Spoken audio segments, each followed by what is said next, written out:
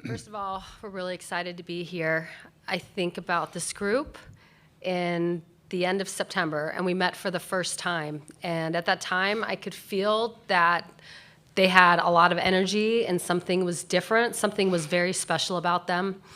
We spoke in the fall about winning a Big Ten. We spoke about winning, hosting a regional, hosting a super regional, and then putting ourselves into position to compete in OKC for a national championship. And to watch this team come together all year and have many moments of joy, many moments of adversity, and watch them handle both, which with such grace, was such determination to play hard and fight for each other, and then to watch them go into postseason and battle two very difficult teams and know that they were going to get what they want and push their way and get into Oklahoma City. They are committed to each other. They cannot wait to get started, and we are really looking forward to playing in such an amazing atmosphere in OKC. Okay, we'll start front row left. James Greppy with the Oregonian. Missy, following with that, talking with Patty earlier, she volunteered that one of the things that you had mentioned to her this year, that you felt that this was the right team. Why was this the right team? When you were losing as much as you were from last year with a senior-laden team, why was this the right team, either compared to last year or the 23 and 21 teams that had a lot of pitching, but maybe not the volume of depth of hitting and pitching that you had this year? But that's my observation. Why was this the right team in your mind? It was the right team. I think of all of our versions prior to version 7, and they have helped prepare us to get to this point. Our seniors, they left the torch for this group to take it and run with it. But again, just in the fall, you could just feel such a difference with this group. There was so much more depth with this group in all areas, just with our culture. And I think of Kai and I think of Paige and what they have done for our culture this year and the leadership that they have provided. You could see this team start out as a team where for us as coaches, we had to help lead them along the way. But then as we got going and the more experiences that they got, the growth that they got through the tough schedule that we played, they started to become a player-led team. And I just look at what this group has done on the field, but more importantly, what they're doing off the field, and it's the deep connection that they have. There's no surface here. They play hard for each other. They have tough conversations because they know it's going to make each other better, and those are things that are needed besides us, also having a team that's very talented to be able to do the things that we've been able to do all year. Okay, we'll go second row left. Brett Taylor, KZI 9 Sports, Eugene, Oregon. Coach, for you, you talked about the adversity this team had to overcome this season, but your journey here at Oregon has been one faced with adversity from 2019 to 2020 and COVID and losing half a season. Just what are some of the lessons you learned from your first 2 years that you were able to take in this season that allowed you to develop and grow these players and help get this squad to where they're obviously here today? First off, every version that I've been a part of, every one of them has been so special. And I think of version 1, and it was a tough year for us. And you know what? We didn't feel sorry for ourselves. We stuck together, we battled through, and we had a great year. And I think of the next year and having to go into COVID and again, dealing with some tough times. But as a group, we always stuck together and pushed. We could either push through or feel sorry for ourselves, and we didn't want to do that. We wanted to push through and absolutely compete. And so just watching each version layer onto the next version and get them ready for what's next. Sometimes you just want something and you want it right now, but you need to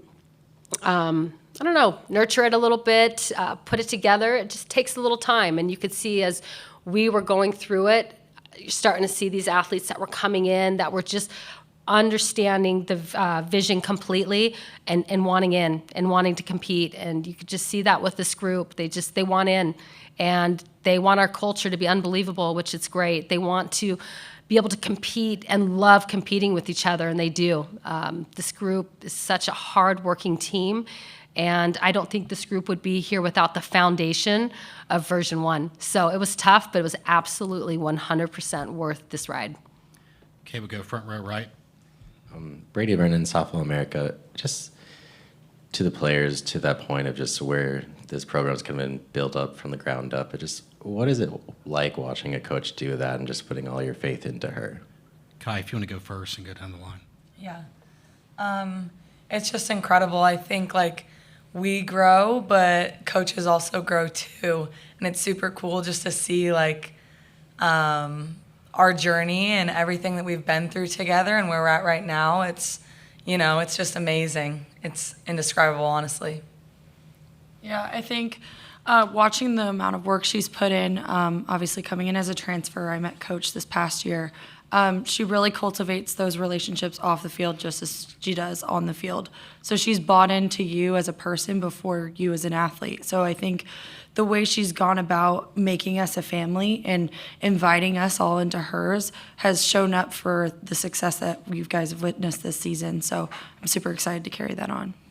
Yeah, she's told us to trust her from day one, and I know all of us, especially the senior class, has just really bought into growing with her, and that's something that she's been able to do for us these years, and just being able to trust someone that's really helped us become great, young, and strong women. It's just so cool that it's bigger than softball at the end of the day, that she's trying to grow us for something bigger in life, so I think that's something that's been so awesome to have from her. Okay, we go second row left to Eli.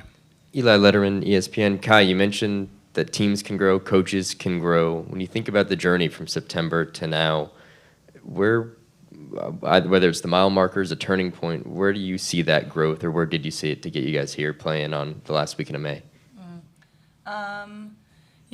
We did some things that we have never done before in the fall, and I think we just really learned to dive in and just attack and like let it loose. We had things in us that I didn't think like we were allowing to get let out, if that makes sense. So I think that has been one of the biggest things this year where we've grown, just to put it all on the table and let it be there, leave, come back the next day, do it all again. Okay, front row left. James Greppy with the Oregonian, first for Kai and Paige. To go back to, if you picked up the proverbial torch from the classes before, you've each managed to spend some time with players from the various different versions before you. We can look at numbers and stats and say, well, that's Ariel, or well, that's Bunk or Tara, or what have you, but we don't see all the other things that go on and all the trips and all those sorts of things. If you had to think of who are the shoulders that you stand on to get here, again, I can rattle off all the names, but who comes to mind for you two as to who those players were? Kai, if you want to go first. Okay.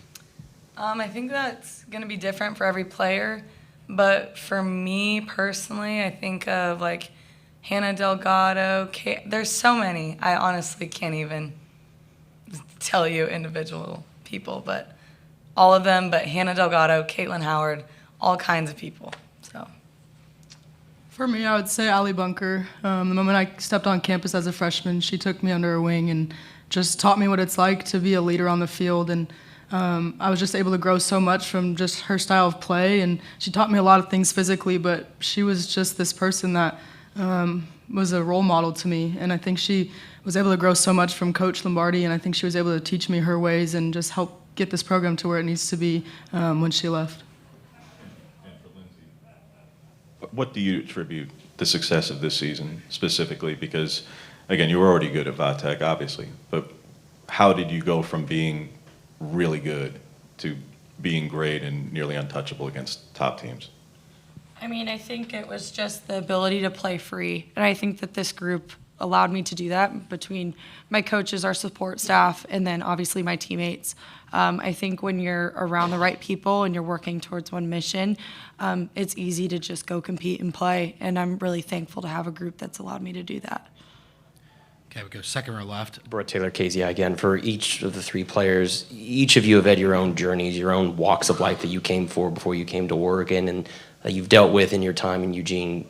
Can each of you describe what this moment being in the Women's Commonwealth World Series means to you, considering that what each of you have gone through in your own individual lives and what you've gone through together as a team as well to get to this point? Kai, if you could start, then go down the line.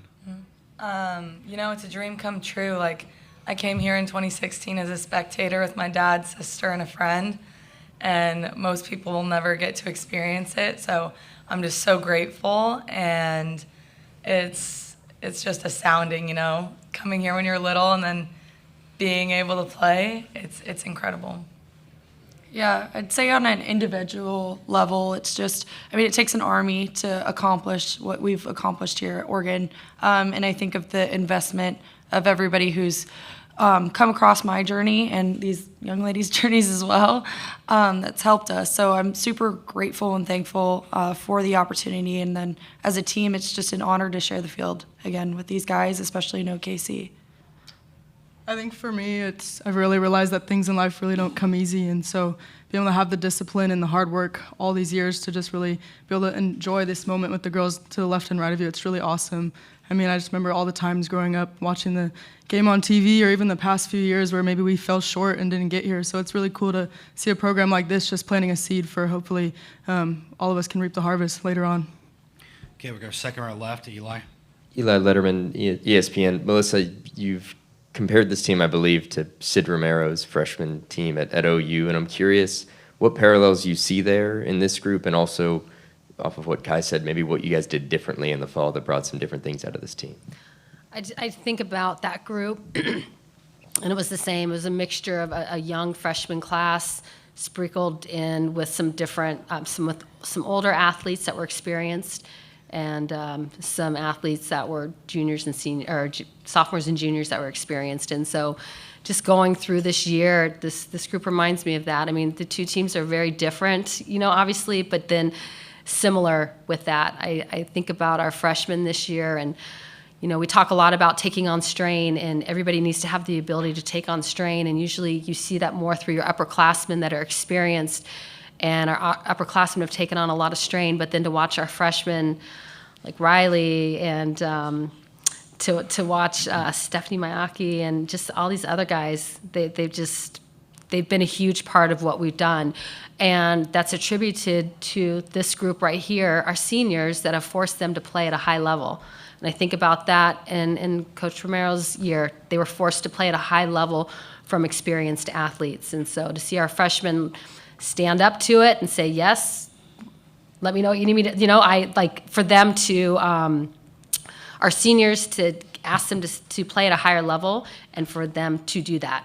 And so to me, that is the leadership that we have here that I'm really, really proud about. We have such great leadership on and off the field. They trust each other so much. They work hard and play hard for each other versus themselves. And I think that's really important when you're doing something like this and competing for a national championship. To speak on the fall, we got to do some things that were different than we've done before. We needed to push ourselves. We've pushed ourselves before, but we needed to push ourselves in a different way. And by that, we needed to understand how to do challenging things and not be stressed by challenging things, but to embrace and to enjoy every minute of it and the opportunity of it to get to versus have to. And I think the lessons that we learned in the fall really took us into the spring and set a really good foundation for our non-conference schedule. And then from there, that preparing us for our conference, and then again, preparing for postseason. Okay, we go front row right. Brady Vernon, South America. Missy, Lindsay's had a great season, but how much does also Elise and even Stacy in this postseason played into that as well? They've all played into it. We've talked all year that if we want to be standing here, we have to have a staff to be able to do that. And what I'm very, very proud of is our staff and what they've done. This staff is different.